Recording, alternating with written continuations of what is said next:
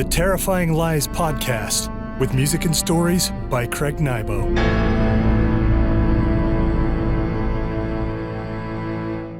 Hello, friends, and welcome to another episode of the Terrifying Lies Podcast, where dead just doesn't stay dead. I'm your host, Craig Nybo. I'm happy you've come to this room where we gather every first and third Friday to delve into the shadows that haunt our imaginations. Here, we peel back the layers from stories that send a cold slither down the spine and keep us breathing in the shallows. Let's confront our fears together today, shall we? Just a warning, today's episode is part 3 of a 3-part series.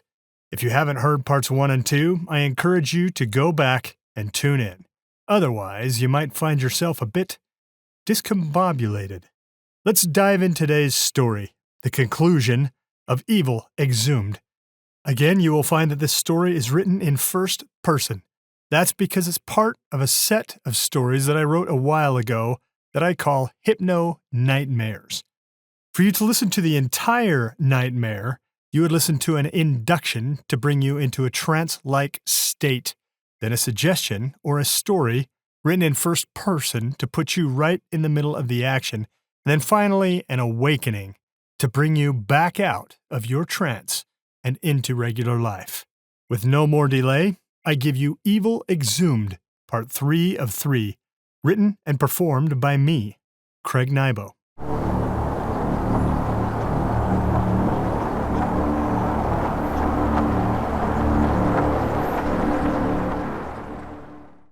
The other inmates advance all at once as if they are moving in formation. The crimson glow coming from the burning penitentiary casts an eerie yellow backglow on the men, highlighting their shapes like flickering brimstone. "Hey, Mitchell!" Lyle Langevin shouts from in front of the bar. He hands his baseball bat over to Joel Starkey and raises his .38. "Stay back," you warn Lyle, but he isn't listening. "You kill any little girls lately?" Lyle says. "You know, I've been practicing down at the range. I don't know why. I suppose a man just has to be ready to defend his and his own." "Lower the weapon," you shout. Several of the cops behind you cock their guns, a symphony of metallic clicks. "This is for all those poor kids you killed," Lyle fires. The snub-nosed revolver proclaims its sharp report, filling the night with its percussive exclamation. Before Lyle can touch off another round, and before you can even register what's happening, Leon Mitchell stands next to the shooter. Lyle, still aiming at the place where Mitchell stood only a second before, doesn't realize that his target has moved with superhuman speed and is standing right at his ear. Leon Mitchell issues a series of guttural chuckles that come from somewhere just north of hell. Lyle whips around and tries to fix his aim, but he's too late. Mitchell grabs Lyle's arm with both of his bony hands and cranks it downward. You hear a dry crack as Lyle's arm bends the wrong way. He lets out a cry of pain, not noticing that his hand is still on the grip of the .38, and that Mitchell has the barrel of the gun up against his belly. The rest of the barflies backpedal in a Keystone Cop-style dance that under other circumstances would be funny. Nobody's laughing. "I got a question for you," Leon Mitchell says, holding the gun against Lyle's stomach. "Have you ever tasted a sweet young lady?" Not knowing what else to do, Lyle shakes his head, keeping his teared-up eyes on those of the orange-clad convict. "I didn't think so," Mitchell says. He turns to the rest of the barflies and bares his teeth in a grin that can only be described as good-natured. "Hey, don't knock it if you haven't tried it. She kinda tastes like fine spring chicken." Blam, blam! Lyle's revolver reports twice. Lyle's eyes spring wide open, as if he's fallen victim to the world's biggest jump scare. He slumps, but before Lyle can fold over to the pavement, Mitchell grips him by the shoulder of his jacket and hoists him up. Lyle's weight no more than that of an oversized rag doll to Mitchell. Lyle moans as his life force begins to fade away. "Well, it ain't the sweet taste of spring chicken," Mitchell says, hoisting Lyle up off the pavement, holding the man out in front. Lyle's feet in the act of a stupid dance, reaching for the security of the sidewalk. "But hey, Beggars can't be choosers. Leon Mitchell hugs Lyle in close and buries his teeth into the man's throat. A wash of new blood floods out of the fresh wound, dampening Mitchell's chin with a slather of crimson gore. Mitchell cups off the flow with his lips and drinks, taking the warm liquid directly from Lyle into him. The slathering sound of Mitchell's meal causes your stomach to curl in on itself. Somehow you manage to hold down the piece of pie and coffee you ate at the diner earlier that night. "Does any of you have a clear shot?" You shout back at the other officers. They mumble out something in the way of denial. Nobody fires. You want to take Mitchell down, but the risk of hitting Lyle is too high, even though you know he's a goner. After finishing his feast, Leon Mitchell lets Lyle go. The former bouncer for Bixby's Tavern collapses in a pile to the sidewalk. Mitchell aims the revolver at Lyle's head. "If you ask me, he tastes kind of like stuck country hog." He fires 2 rounds, dry pops the empty gun twice. Lyle's head explodes like a honeydew melon. Mitchell chuckles to himself and drops the gun. Abel Shaw, looking more sober by the second, and the 2 women, Rhonda Simmons and Sharon Horn, break for it, running straight up the sidewalk, away from Leon Mitchell. At the same time, you hear Joel Starkey say the last sentence of his life. "Let's get him," he says to his brother. He winds up with his baseball bat, steps into it, and brings it around, Hank Aaron style. Only Leon Mitchell is too fast and too powerful for the would-be pinch hitter. Mitchell snatches the bat by the shaft with one of his bony hands and yanks it free, causing Joel to stagger into the man he was just trying to smack down. Mitchell drives his offhand into Joel's stomach, sharp finger bones first. Joel doubles over and issues a pained yelp. Joel's brother, Josh, backs away, a sudden case of hysteria overtaking him. Josh waves his hands in front of his face. "No, no, no, no, no, no," he says. Mitchell explores inside Joel's rib cage, churning up the guts he finds there with his sharp fingers. Joel's intestines unravel onto the pavement, slopping down like a chain of smoked sausages. The Terrifying Lies podcast will return after this short commercial break. Welcome back to the Terrifying Lies podcast. Mitchell lifts Joel, still writhing above his head. A wash of blood drips down from above. He turns his face upward to his news snack and drinks the ichor as it spills out, taking occasional licks and snaps at Joel's dangling intestines. He lays off his feeding and smiles at you, his face awash in crimson wet. "What do you say, boys? You want a taste?" Shiloh Greaves and the other inmate grin. Mitchell hurls Joel's body at his 2 accomplices. Before the dead weight hits the sidewalk, the 2 inmates snatch him out of the air. They become ravenous beasts as they eat, tearing enormous sloppy flesh from Joel's body with their teeth. "Stop where you are," Mitchell shouts, pointing at Abel Shaw and the 2 women. The 3 fleeing barflies halt. "Run for it," you shout in your mind. "Get out while you can." But the 3 runners, stunned by a hypnotic force that you don't understand, just stand there, defeated, shoulders slumped, facing away from the predator, who seems to exude some kind of psychological control over them. "Nobody gets out unless I say they get out," Mitchell says. The other inmates act in symphony, shooting over the blacktop and taking down the routing barflies with the speed of lightning. "Fire!" you order. Until that moment, you are concerned about collateral damage, but there's no longer any risk of harming innocent bystanders. They're all dead, except for Josh Starkey, who continues his pleading backstep, hands in front of his face. "No, no, no, no, no, no." You put 2 rounds into Leon Mitchell.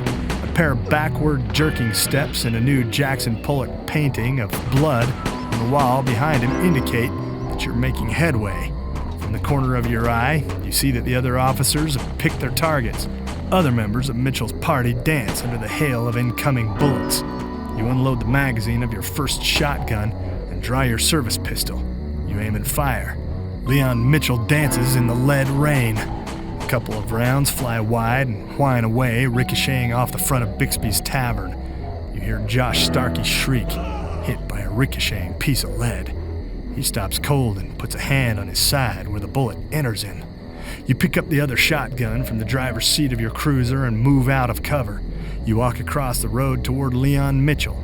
Something tells you that if you can take him down, the other members of his posse will fall. You lay on the pressure with a fresh volley of shots, this time firing until your weapon dry clicks. You holster your service pistol and raise the shotgun. As you switch weapons, you hear a bedlam of shots, screams, and moans behind you. You don't know who's on top of this firefight. If you were a gambler, you regret to say that you probably would put your stake on Leon Mitchell and his posse. Knowing you have to keep your head, you continue your advance across the street, shotgun raised. You want to get within the most lethal range of your weapon. You want to be close enough that you can't miss, even if you try. Leon Mitchell, riddled with bullet holes, leans against the wall of Bixby's, putting one of his hands up to support him. He struggles to snatch full swallows of air. You've hurt him. At least there's that. If you can hurt him, you reason that you can kill him. You close in, realizing that nobody behind you is firing. Either the other officers have run out of ammunition or Leon's cronies have ended it for your backup. You raise your shotgun, now so close that you can make out the wrinkles in Leon Mitchell's leathery face. I had a friend who worked up at Sandalwood, you say, sighting down your weapon. You know what he told me? What's that? Leon Mitchell says, then spits out a ball of gore onto the sidewalk. He said that he would have thrown that switch himself, 10 times over if he had the chance. Now it looks like I get to throw the switch. Leon Mitchell has just enough time to chuckle before you start touching off the 6 rounds in your shotgun. Every shot would have been lethal under normal circumstances, but this time you're up against what seems to be a force of nature, a force that has come up from the intestines of hell for blood and revenge.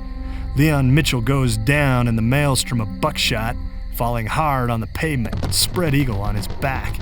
With 6 new wounds bleeding from 6 critical points on his body, Leon Mitchell continues to breathe. His mouth curls into a new smile and he slants his eyes in your direction. You drop your shotgun and trade it for your service pistol.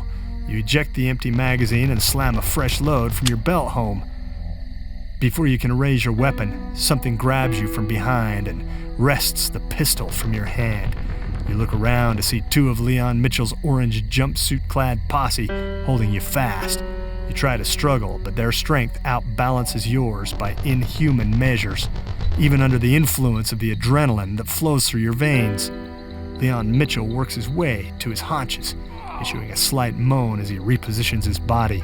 He crouches there for a moment, staring at the ground, trying the will to push up to his feet. All at once, he rises, blood caked over his entire prison uniform. He staggers over to you, keeping a smear of a smile fixed on his lips. Now eye to eye, he puts one of his bony hands on your cheek. Much of his face has been blown away by buckshot.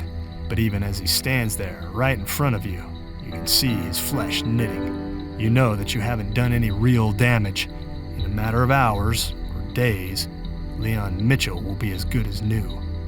I have a policy, Leon says. His breath smells of halitosis and rotting meat. I always leave one little piggy behind to squeal.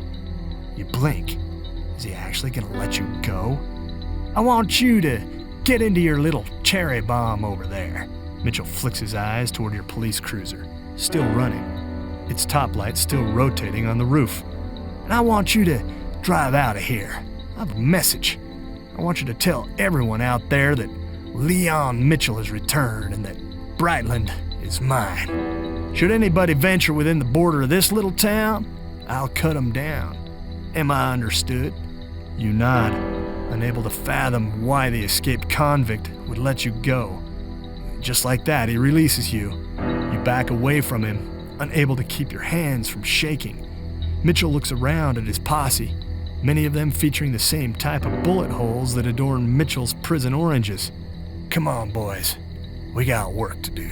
Mitchell's cronies nod in wordless unison. The whole gang of fugitives vanishes in a series of orange streaks.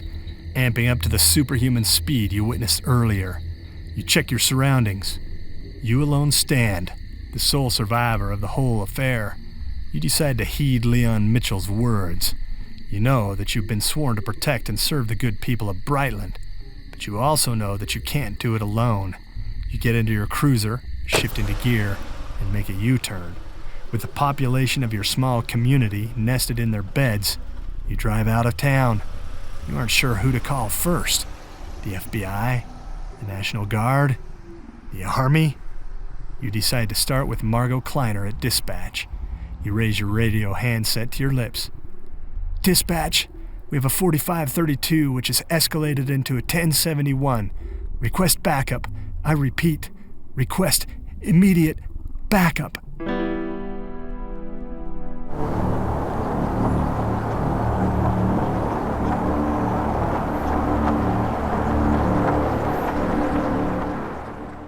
For today's song, I offer another brand new original. Since this story is all about Leon Mitchell and his undead rampage across your small community, I thought I'd write a conclusionary song about Leon himself. This one is called Mesmeric Sparks.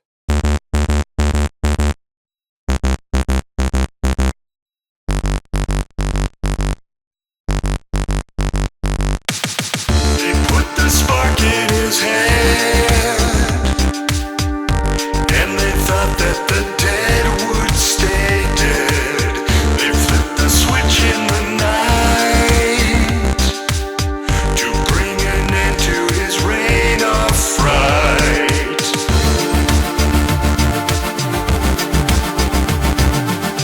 To bring an end to his reign of fright.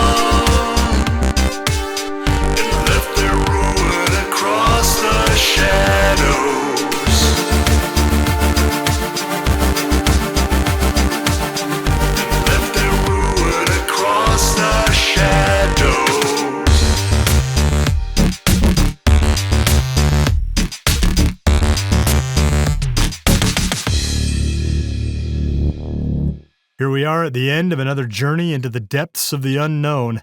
I extend my sincere thanks to you for joining me on the Terrifying Lies podcast.